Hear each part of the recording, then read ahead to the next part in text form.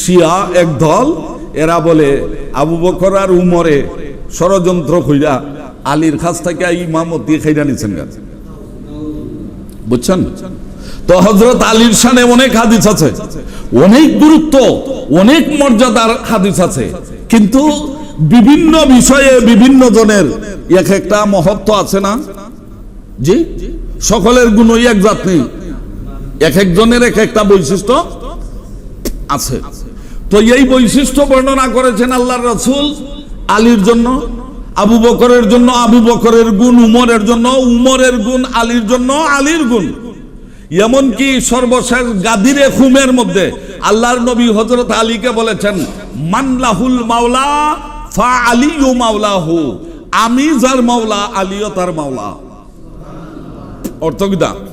আমি যার অভিভাবক আলীও তার অভিভাবক।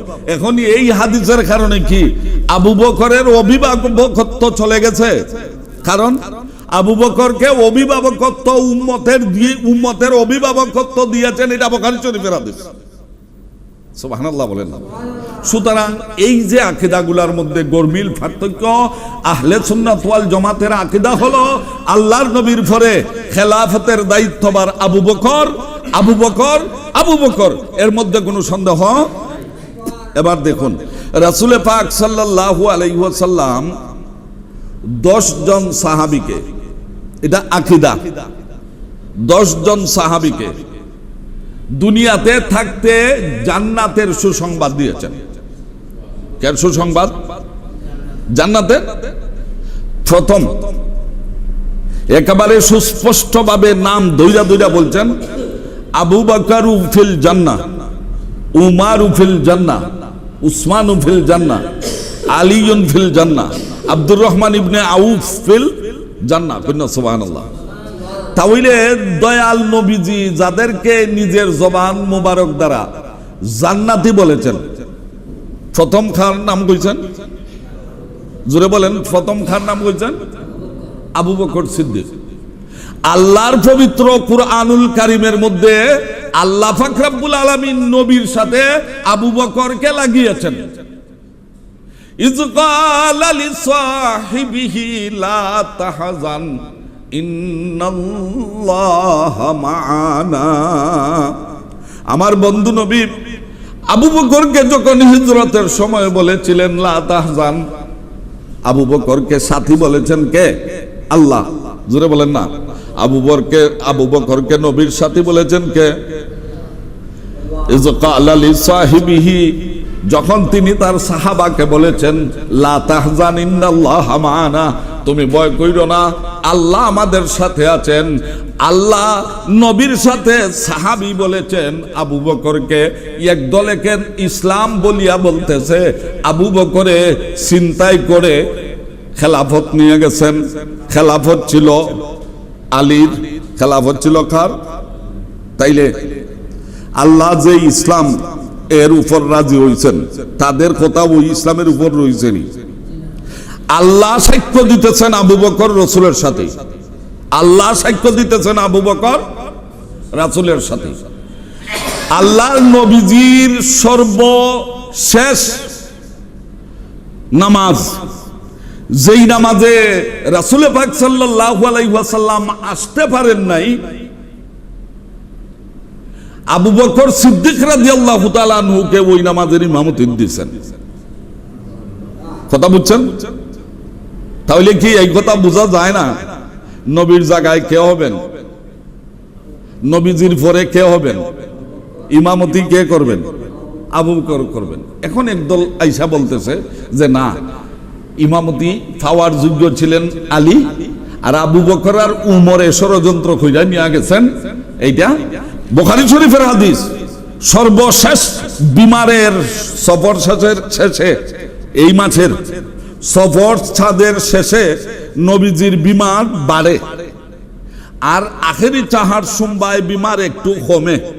নবীজি গোসল কইরা হাসান হুসাইন নিয়ে খাবার খাইছেন, সাহাবাগণ খুশি হয়ে গেছেন। এরপরে আবার বিকাল থেকে রোগ বেড়ে গেছে। বাড়তে বাড়তে আপনার রবিউল আউয়াল ছাদের 12 তারিখ সোমবার দিনে দয়াল নবীজি এই দুনিয়া থেকে বিদায় নিলেন। তো বিদায় নেওয়ার আগে যে ফরজ নামাজের ইমামতি কাতার বন্দি, আল্লাহর নবী বলতেছেন আয়েশা সিদ্দিকা আমাকে একটু ধরো। আল্লাহর নবী আয়েশা সিদ্দিকার গর্দান মুবারকের মধ্যে ধরে দয়াল নবীজিকে একটু সামনে করলেন। নবীজি পর্দা একটু সরাইলেন, সুবহানাল্লাহ। নবীজি পর্দা মুবারক সরাইলেন, সরাইয়া দেখতেছেন আবু বকর সিদ্দিক রাদিয়াল্লাহু তাআলা আনহুর পিছনে দয়াল নবীজির সমস্ত সাহাবাগণ নামাজ পড়তেছেন আর কাঁদতেছেন। নবীজি বুঝি আর নামাজে আসবেন না, এই চিন্তা নিয়ে যখন সবাই ব্যথিত, আল্লাহর নবীর পর্দা মুবারক যখন এইভাবে সরাইছেন, সাহাবাগণ নামাজের মধ্যে তাকিয়া আল্লাহর নবীর চেহারা মুবারকের দিকে সবাই তাকাইয়া দেখছে। নবীজির চেহারা মুবারকের দিকে তাকাইয়া সাহাবাগণ বলতেছেন, এই হাদিসের মধ্যে আসছে ফাহামামনা বিরুয়াতিন নবী সাল্লাল্লাহু আলাইহি ওয়াসাল্লাম, আল্লাহর নবীর নুরানি চেহারা মুবারক দেখে নামাজে থাইকা ওই আমরা নবীজির দিকে মুখ ফিরাইয়া নিছি। নামাজ ভাঙছেনি যে নামাজে থাইকা নবীজির দিকে মুখ ফিরাইলো নামাজ ভাঙে না। এই জন্য নবীজি আল্লাহর হাবিব, সুবহানাল্লাহ। এই জন্য নবীজি নামাজ, এই জন্য নবীজি ঈমান, এই জন্য নবীজি ইসলাম, বুঝছেন? শেষ পর্যন্ত পর্দা আবার আটাইয়া দিচ্ছেন। আর তারা চাইতেছেন যে আমরা যে নামাজ পড়িয়া রাসূলের দিকে মুখ ফিরাইয়া নিলাম, আমরা নামাজের কি অবস্থা হইল? রাসূল বলেন আতিম্মু সালাতাকুম, তোমরা তোমাদের নামাজ বাকিগুলা পূরণ করে নাও। যতখান পড়ছো বাকিগুলা পূরণ করে নাও। সুবহানাল্লাহ। বুখারী শরীফের হাদিস। আরেক হাদিসে দেখা যায় হযরত আবু বকর সিদ্দিক রাদিয়াল্লাহু তাআলা আনহুকে বলছেন তুমি ইমামতি করো। আবু বকর সিদ্দিক সামনে নামাজের মধ্যে ইমামতি করতেছেন। নবীজি, আল্লাহর নবীজি সাহাবাগণের জমাতের নামাজ দেখিয়া মুস্কি মুস্কি হাসতেছেন। আয়েশা সিদ্দিকা জিজ্ঞাসা করতেছেন, ইয়া রাসূলুল্লাহ কেন আপনি হাসতেছেন? আয়েশা সিদ্দিকাকে নবীজি উত্তর দিতেছেন, আয়েশা সিদ্দিকা রে, আমার মনে হয় আমার পরেও আমার উম্মতেরা নামাজ ছাড়বে না। আমার বড় খুশি লাগতেছে আবু বকর সিদ্দিকের ইমামতিতে নামাজ পড়তেছেন। এমত অবস্থায় আল্লাহর নবী দুইজনের কাঁধে ভর করিয়া জমাতের মধ্যে নামাজের মধ্যে শরীক হওয়ার জন্য যখন মসজিদের মধ্যে ফাও দিছেন, সাহাবীগণ হাতে তালি দিয়া এই কথা বুঝাইছেন আবু বকরকে যে নবীজি এসেছেন। নবীজি আইলে খার ইমামতি চলেনি। আবু বকর সিদ্দিক রাদিয়াল্লাহু তাআলা আনহু ইমামতির মধ্যে থাকিয়া ওই নিজের জায়গা ছাইরা পিছনের দিকে আসতেছেন। তাহলে বোঝা গেল নি, বুঝছেন নি সাহাবাগণ নবীজিকে কেমন মহব্বত করতেন, কেমন শ্রদ্ধা করতেন। আবু বকর সিদ্দিক স্বয়ং ইমামতি করতেছেন, পিছন দিক দিয়ে আসতেছেন। আল্লাহর নবী আবু বকরকে জায়গায় রাখিয়া তিনি আগে যাইয়া বসিয়া নবীজি পড়তেছেন নামাজ। নবীজি হইলেন আবু বকরের ইমাম, আর আবু বকর হইলেন সকল সাহাবীগণের ইমাম। এই হাদিস দ্বারা কি বোঝা গেল? আল্লাহর নবীর পরে ইমামত আবু বকরের।